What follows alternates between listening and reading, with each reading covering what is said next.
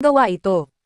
Napaisip si Piccolo kung kaya niyang kolektahin ang mga Dragon Ball sa tamang panahon, ngunit sinabi ni Dende na malamang na nakuha na ni Bulma ang mga ito.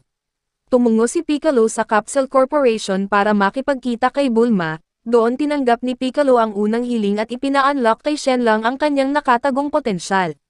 Ginamit ni Bulma ang dalawa pang hiling sa mga maliliit na pagbabago sa kanyang katawan, na pagtanto nilang ginamit sana nila ang isang hiling na ibalik sina Goku at Vegeta sa Earth.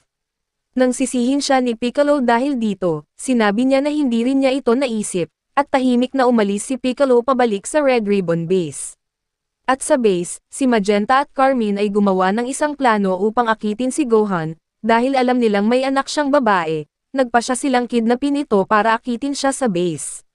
At pumunta ng mag-isa sa kanilang base para maiwasang ibunyag ang kanilang pagkakakilanlan sa publiko. Si Piccolo, na nakauniforme